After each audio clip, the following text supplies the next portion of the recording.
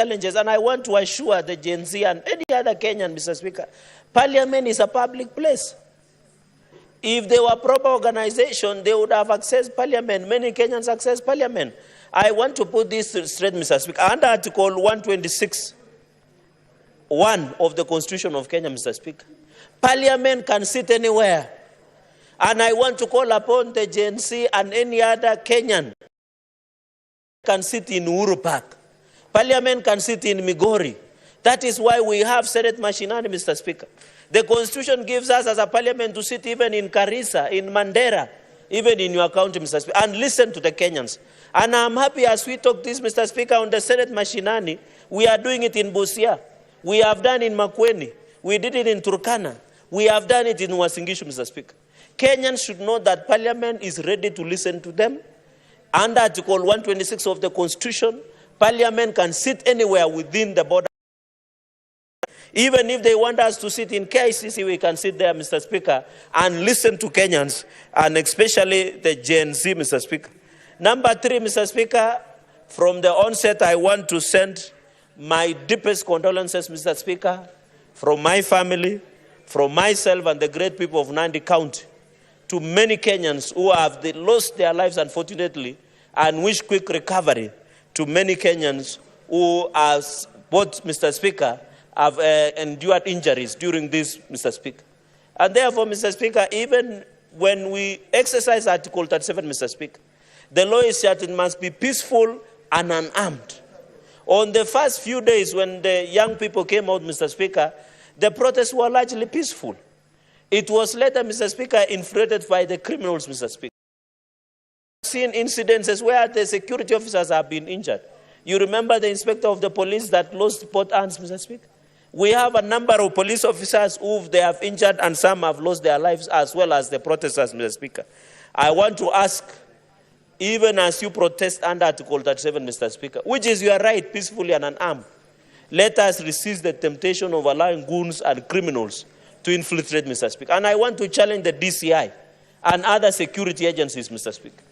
Should anybody who is a criminal or goon, who is looting public property, Mr. Speaker, because I know, Mr. Speaker, the business community was stating that, and I hope the Ministry of Interior will sit and evaluate at the end of all these chaos, Mr. Speaker, because I saw they were putting value of looted property to be around 3 billion Kenyan shillings, Mr. Speaker. Therefore, I want to challenge, Mr. Speaker, that even as young people and any, they should do so in a peaceful manner, and the police should provide, Mr. Speaker, the necessary security. Mr. Speaker, I want to borrow the many other issues that my colleagues and associates strongly with. Ordinarily, it should not be the president responding to all these other issues, especially on regular security briefs, Mr. Speaker. I would have expected even the police spokesperson. We used to have somebody called Owino as the police spokesperson. Mr. Speaker, Brian Shusho. Now we have the Inspector General of Police. In fact, the only time Inspector General of Police has responded is when he saw allocations of fatalities in Haiti. He sent a statement, Mr. Speaker. Even not legally, even morally, Mr. Speaker, the Inspector General of Police should have even appeared on a regular basis to update the country on security situation, Mr. Speaker, and tell the country how many people, unfortunately, have died, how many have injured, how many properties have been looted, or what is the state of the security, Mr. Speaker. What is the state of the homeland security, Mr. Speaker? I think that is the least we expected from Inspector General of Police, Mr. Speaker. And therefore, I think his stay in office is no longer tenable, Mr. Speaker. We must do a proper reshuffle within the security apparatus of this country, especially the homeland security, Mr. Speaker, so that we have a police service, not a police force, as was envisaged by the Constitution of the Republic of Kenya, Mr. Speaker. So I agree with my colleagues that the Inspector General of Police must be called out for failing to provide leadership, Mr. Speaker, for failing to morally and legally even update the country on security situation, Mr. Speaker. We are being told there was demos, Mr. Speaker, yesterday. There are others being planned on the way. The least we expect, cases of where police have shot, Mr. Speaker, incidences. He should be briefing the country at what circumstances that the police shoot some of the protesters, and are they working together with independent policing oversight authority? IPOA, Mr. Speaker. Number 3, Mr. Speaker, is on corruption.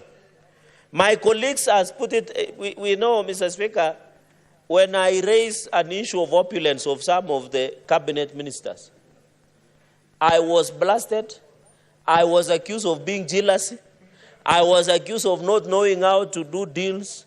Mr. Speaker, I was accused of coming to take tea and mandazi in parliament instead of going to Tanzania and other countries to broker deals, Mr. Speaker, which is very unfortunate. And I was just calling out, don't eat too much and vomit before the feet of Kenyans. As a former ambassador would say, Mr. Speaker.